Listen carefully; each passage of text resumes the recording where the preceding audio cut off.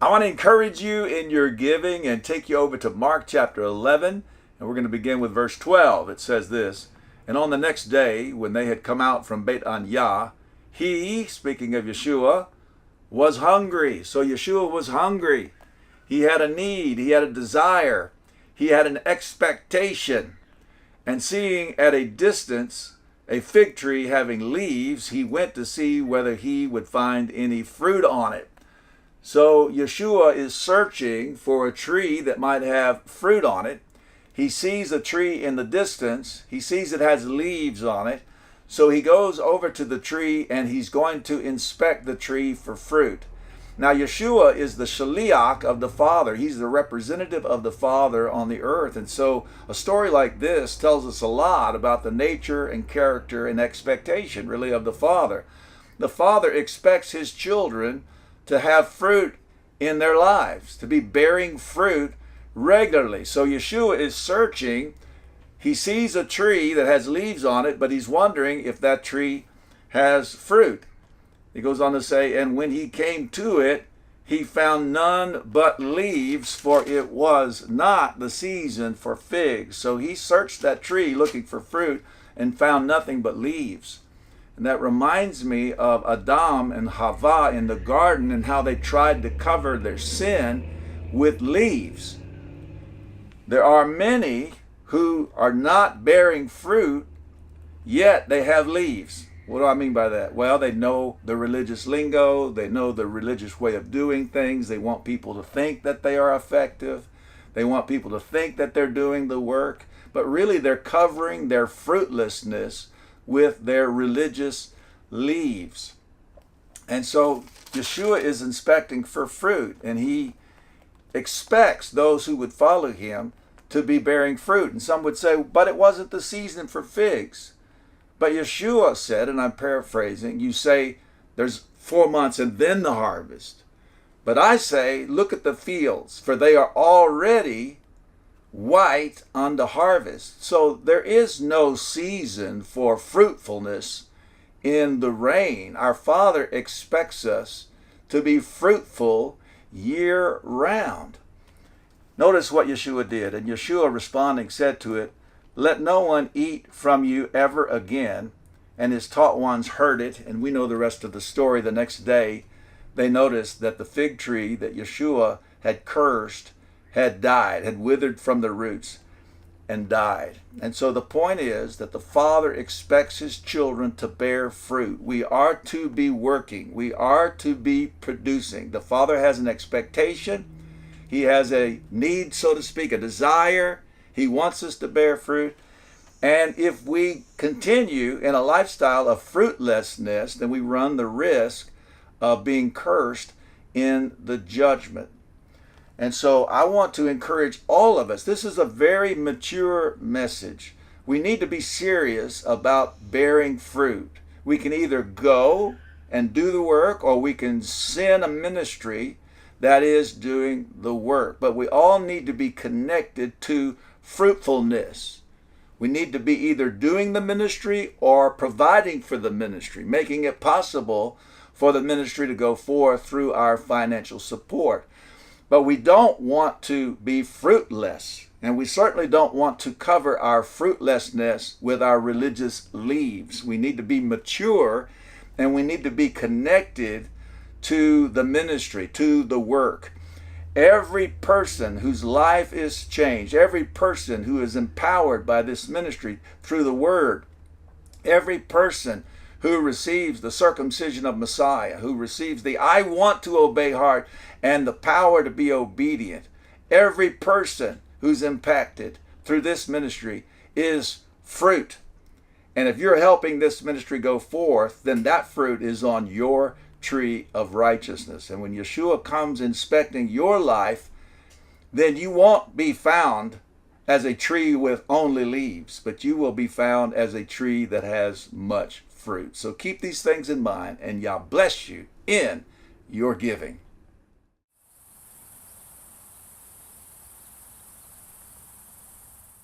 All right, let's get into Yah's Word today. I want to invite you to open your Bibles with me to Exodus chapter 20.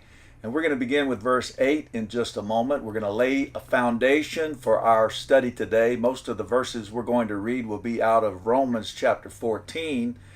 And I've entitled the message today, Romans 14, Feast Days or Fast Days. So there's a question amongst those who are in mixed up religion concerning verses 5 and 6 of Romans chapter 14.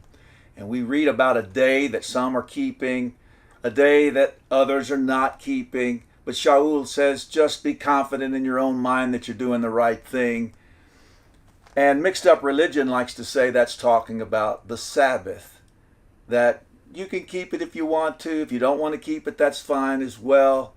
Just make your mind up that you're doing the right thing and you'll be okay. Well, we're going to find out whether that day that's mentioned in Romans chapter 14, verses 5 and 6 is a feast day, because the Sabbath is a weekly feast day, or a fast day. Let's start in Exodus chapter 20, beginning with verse 8. It says, remember the Sabbath day to set it apart. 6 days you labor and shall do all your work. But the seventh day is a Sabbath of Yah, your Elohim. You do not do any work, you, nor your son, nor your daughter, nor your male servant, nor your female servant, nor your cattle, nor your stranger who is within your gates. For in 6 days Yah made the heavens and the earth, the sea and all that's in them, and rested the seventh day.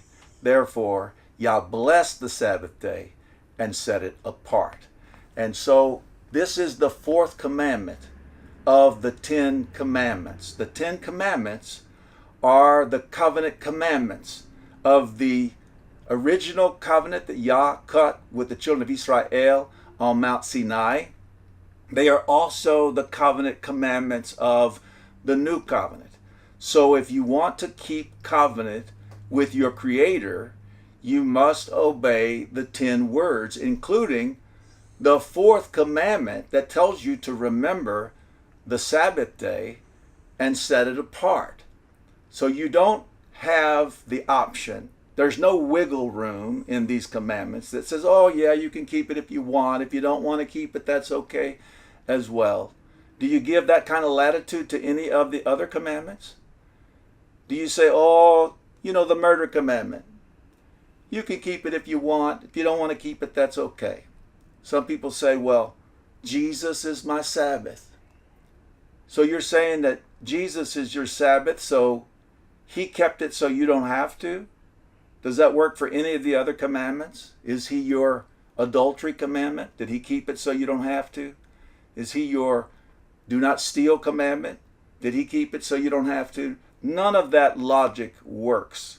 It's flawed logic. These commandments are written in stone. They are set in stone. You can't change them. You can't alter them. You can't choose whether or not you want to keep them, if you want to keep covenant with the Creator. If you want to be in good standing with the Creator, you need to believe in his Son Yeshua, receive his empowerment unto obedience, and keep his covenant commandments. And all of the other Torah commandments that you can keep, when you keep the other Torah commandments that you can keep, it's for set apartness. And without set apartness, no one will see the Master. And so let's go over to Leviticus 23 and read a little bit more about the Sabbath.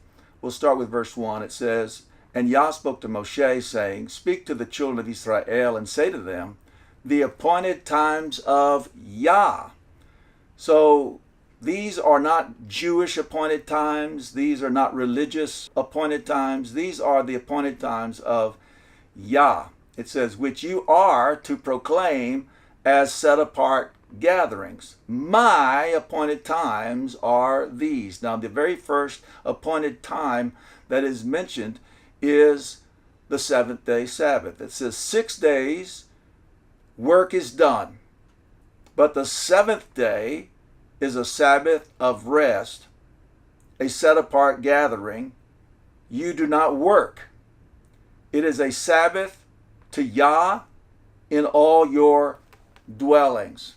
And so the very first appointed time that's mentioned here in Leviticus 23 is the weekly Sabbath. It is a feast. It is a weekly festival, a weekly feast. All of the other appointed times are annual. But the seventh-day Sabbath happens every week.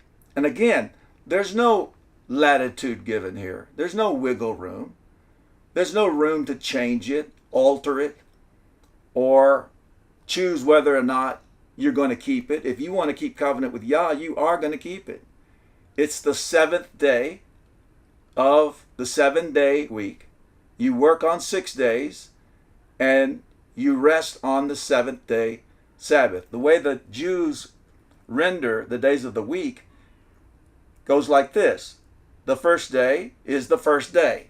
First day, second day, third day, fourth day, fifth day, sixth day, Shabbat. So the most important day is the Shabbat. It's the only day that gets a name. Every other day gets a number or a position. First day, second day, third day, fourth day, fifth day, sixth day, Shabbat. And Shabbat always falls on the seventh day. You can't move it to the first day. You can't say that the Sabbath is a principle of rest, that you can pick a day, any day will do. No, all of that is stuff that mixed up religion has come up with. They're so confused, they're so ignorant of the truth that they come up with all these other concepts that are unbiblical. So there's no room anywhere in Scripture for the Sabbath day to be changed or for some person to decide whether or not they're going to keep it and they want to keep covenant with Yah. No, it is written in stone. All right, let's go over to Romans chapter 14. This is the main body of text that we're going to be looking into today. We'll start with verse 1. It says, "And receive him who is weak in the belief, not criticizing his thoughts." Now, to understand really what's being said here, we need to look a little deeper into some choice of words that can bring clarity. The idea of being weak in the belief. Really, it's talking about not having confidence in a certain situation, or being cautious, or being sensitive, or concerned about a matter. And as we continue to read, I'll explain what this is talking about. The concerned person, the cautious person, the sensitive person, the one who's lacking confidence in the situation that's at hand. That person is to be received or approved of or welcomed into the fellowship. And the charge is that the others are not to criticize this person's thoughts. Now it goes on to say, one indeed believes to eat all. That's what the Greek text actually says. One indeed believes to eat all. In my translation, they add the word food in italics. It's been added as a word for clarity. But he who is weak or cautious or concerned or sensitive, he who is weak eats only vegetables. So we have one group of people who eat meat and vegetables, and we have another group, and that group only eats vegetables. Now, why is that? Because they are in Rome. Rome is a Gentile city.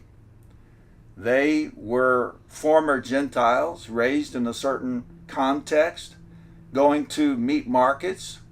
And the reality is that in this context, much of the meat that's in the meat markets being sold was meat that was sacrificed to idols in the pagan temples. They would use whatever portion they were going to use in the pagan temple worship, and then the rest would go to the meat markets, and they would sell that meat in the meat markets. Now over in 1 Corinthians chapter 10, Shaul is telling the former Gentiles who are now believers, when you go into the meat markets, don't ask if the meat was sacrificed to idols.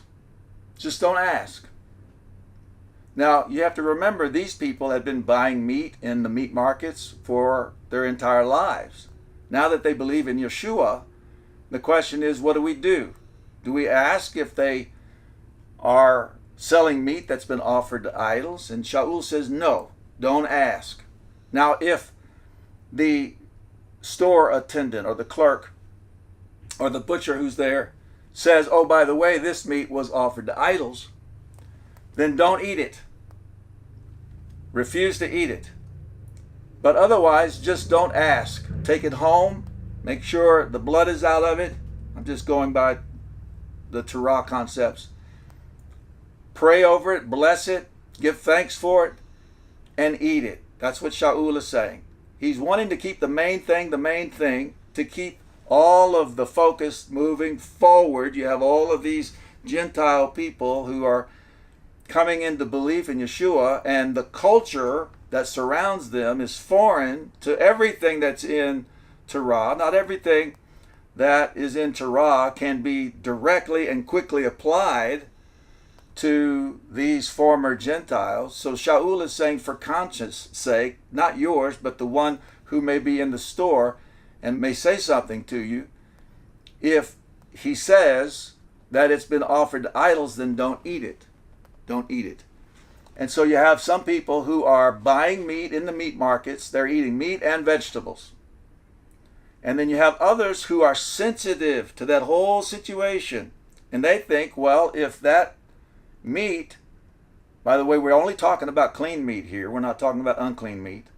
If that meat was offered to idols, then I don't want to participate in that. And the possibility of it having been offered to idols is pretty great. So I have decided that I'm not going to eat meat. I'm only going to eat vegetables. That's what I mean by cautious, sensitive, concerned, lacking confidence in what's being said about that whole scenario. They would prefer to only eat vegetables than to risk eating meat that has been offered to idols.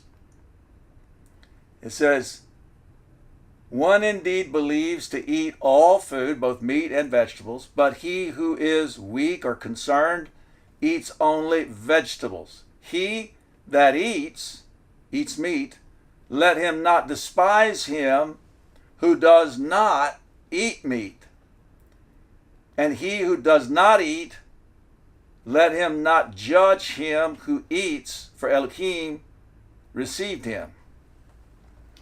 And so really Shaul is dealing with this issue over eating of meat purchased in the meat market in these Gentile-controlled cities.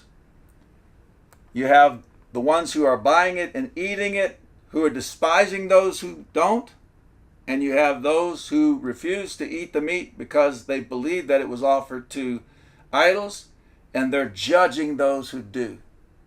And Shaul is saying this is not right, and he's addressing it. If you don't eat the meat, then don't judge those who do. If you do eat the meat, don't despise those who don't. Okay? He goes on to say, who are you that judges another's servant? In other words, Yah is the judge, and you are simply his servants. To his own master he stands or falls. In other words, it's not your business to judge or to despise. But he shall be made to stand, for Elohim is able to make him stand. So there are greater things that Shaul wants to keep the body focused on. And he's going to leave certain nuances, certain points of Torah up to the master. He is shepherding over transition, and transition is messy at times. So he's trying to keep them focused on the main things. Now, after saying all that, the context we see here is eating meat or not eating meat. Nothing has been said about feast days. Nothing has been said about the Sabbath. But mixed up religion takes verse 5 and says it's talking about the Sabbath. It says, one indeed judges one day above another. Well, that must be talking about the Sabbath. Well, if it is, Shaul must have had a senior moment or something. He went from the context of eating meat or not eating meat into the Sabbath in a heartbeat. He just switched subjects One indeed judges one day above another. Another judges every day alike. So one group of people is keeping a particular day or days, and another group is not keeping those same days. It says, let each one be completely persuaded in his own mind. That sounds like make up your own mind. You just make up your own mind what you want to do there. Is that what we read over in Exodus chapter 20, starting with verse 8 about the Sabbath? Did you see anywhere in that where Yah was saying, oh, you just make up your own mind what you want to do with the Sabbath? What about Leviticus 23? Did you see anything like that in Leviticus 23? Absolutely not. The fourth commandment is set in stone. You don't get to change it. You don't get to make up your mind about it. You don't get to pick a day any day. This is obviously not talking about the Sabbath. What is it talking about? Well, let me read the verse again. One indeed judges one day above another. Another judges every day alike. Let each one be completely persuaded in his own mind. He who minds the day, or he who keeps the day, minds it to Yah. And he who does not mind the day, to Yah he does not mind it. He who eats to Yah. Oh, did he switch back now? So you say he was talking about the Sabbath, but now he's back to eating? You see how that doesn't make any sense? If what you're saying is true, he switches subjects so quickly. No, it's never changed. The subject is whether you're going to eat meat sold in the marketplace or not. So what is this day that he's talking about? Well, let's go over to Luke chapter 18, and I think we'll find something really interesting here. It was the custom of the Pharisees in the time of Yeshua to fast 2 days a week. They fasted on the second day, and they fasted on the fifth day. And that custom or that tradition became very much a part of the way of living of a Pharisee. And they considered it a righteous act, that you were righteous in fasting on the second day and the fifth day. And it was a practice that ran deep. And so when the Pharisees were coming to belief in Yeshua, they were coming into the body of belief, and they were imposing their tradition upon the believers. Now, not everybody who was a believer came out of the sect of the Pharisees. Others came out of other religious backgrounds. Others didn't have any religious background at all. And we're going to find out here in just a moment in Acts chapter 23 and verse 6 that Shaul said he was a Pharisee. So it was Shaul's custom as a Pharisee to fast on the second day and the fifth day. So what he's doing is he's challenging the Pharisees coming into the belief not to hold everyone else to their traditions. Now, to back up what I'm saying, that the Pharisees had a custom of fasting twice a week. Let's go to something that Yeshua taught over in Luke 18, and we'll start with verse 9. It says, and he also spoke this parable to some who relied on themselves that they were righteous and looking down on others. Notice, 2 men went up to the set-apart place to pray, the one a Pharisee and the other a tax collector. The Pharisee stood and began to pray with himself this way, Elohim, I thank you that I am not like the rest of men, swindlers, unrighteous, adulterers, or even as this tax collector. I fast twice a week. I give tithes of all that I possess. But the tax collector, standing at a distance, would not even raise his eyes to the heaven, but was beating his breast, saying, Elohim, show favor unto me, a sinner. I say to you, this man went down to his house declared right rather than the other. For everyone who is exalting himself shall be humbled, and he who is humbling himself shall be exalted. So we see right here in Yeshua's teaching that the Pharisees had the custom of fasting twice a week. Now let's look at Acts 23 and verse 6, as I mentioned a moment ago. It says, Now Shaul, perceiving that one part were Sadducees and the other Pharisees, cried out in the council, Men, brothers, I am a Pharisee, the son of a Pharisee. And he goes on and on. So he declares that he is a Pharisee. So it would have been his custom as well to fast on the second day and the fifth day. So he's addressing that in Romans chapter 14, because he's wanting people to stop despising one another and stop judging one another and keep the main thing, and everyone moving in the right direction together. So now let's read verses 5 and 6 again, in light of the fact that the Pharisees had the custom of fasting on the second day and the fifth day. It says, one indeed judges one day above another. In other words, it's good, it's righteous to fast on the second day and the fifth day. Another judges every day alike. Well, we don't have that custom. That doesn't mean anything. It doesn't mean to us what it means to you. Let each one be completely persuaded in his own mind. You know where you're coming from. If you believe that fasting on the second day and the fifth day honors Yah and is a righteous thing to do, then be completely convinced. Be persuaded in your own mind that that's it. And that's true. If you don't think that, then be persuaded in your own mind concerning those things. He goes on to say, he who minds the day, if you keep that fast day, minds it to Yah. He does it for the sake of Yah. And he who does not mind the day, he who doesn't keep the fast day, to Yah, he does not mind it.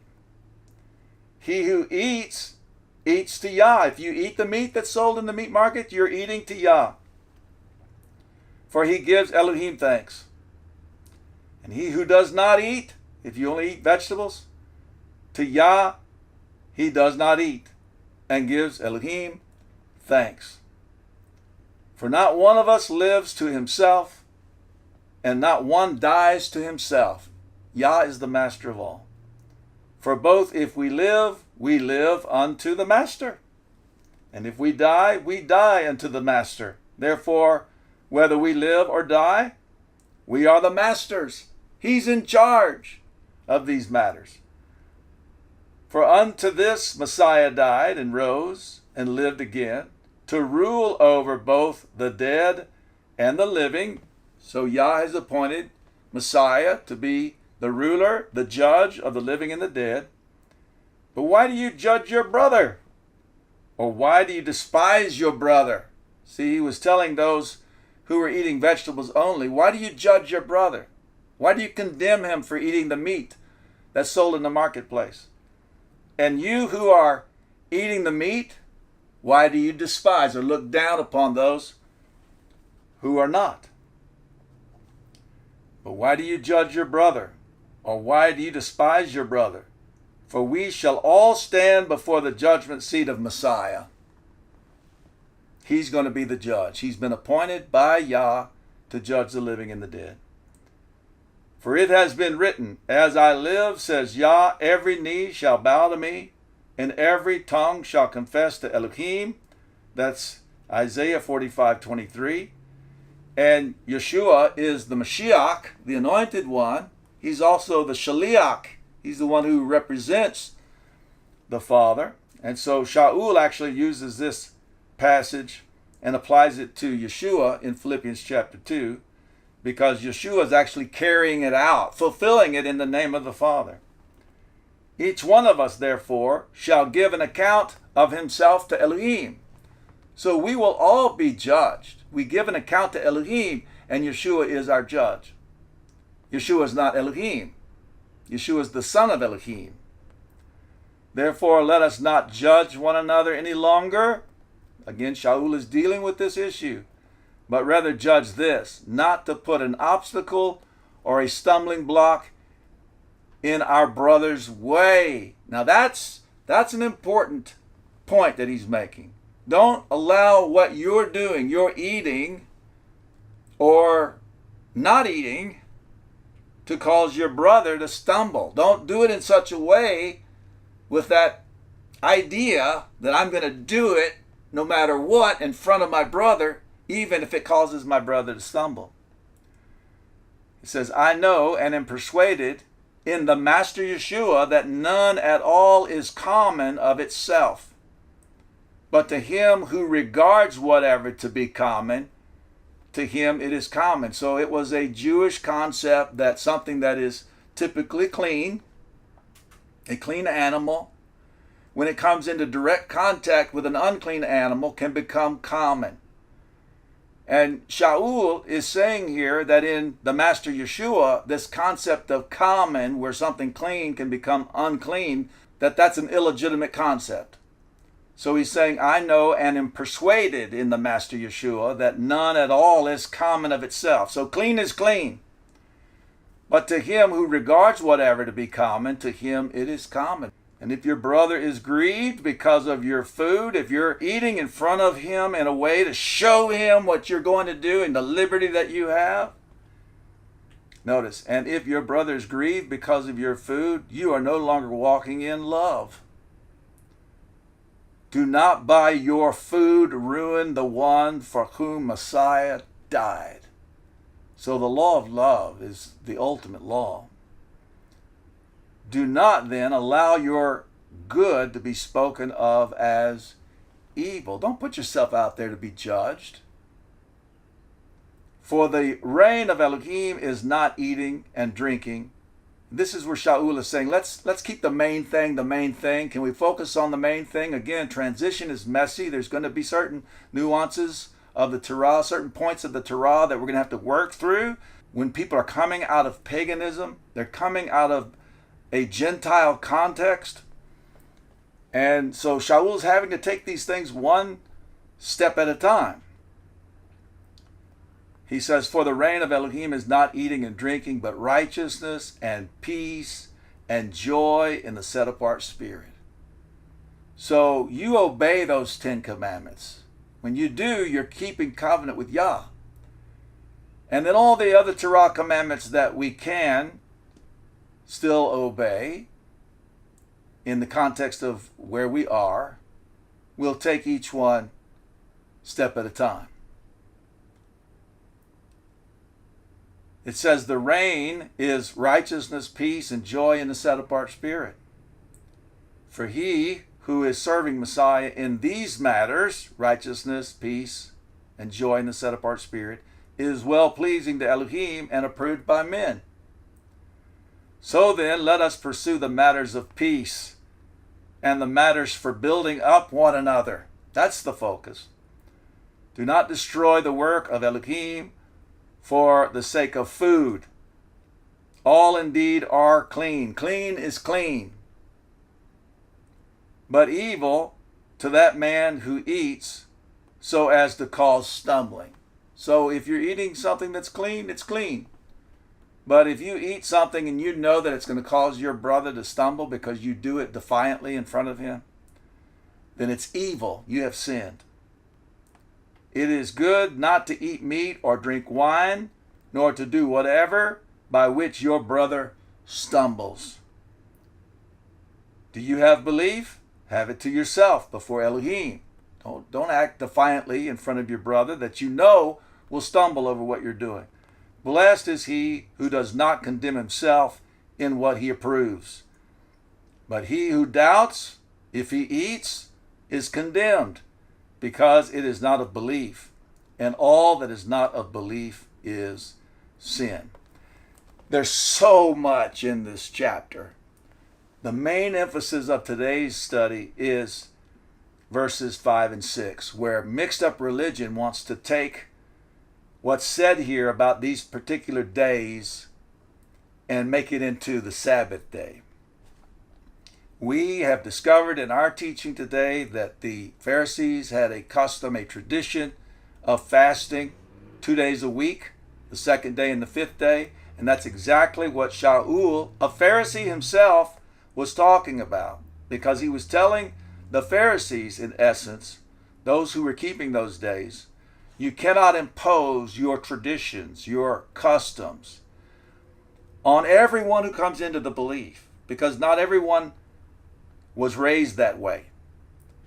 And so don't despise and don't judge your brother. Don't do anything that's going to cause your brother to stumble. That's the point. But I want to make a strong point that this is not talking about the Sabbath day, and anybody who teaches that this is talking about the Sabbath day is ignorant of the scriptures. The Sabbath commandment is set in stone, written by the finger of Elohim. It cannot be changed. And if you want to keep covenant with the Creator, you must believe in Yeshua, receive an empowerment unto obedience, and keep the covenant commandments just the way they're written. Keep these things in mind, and Yah bless you.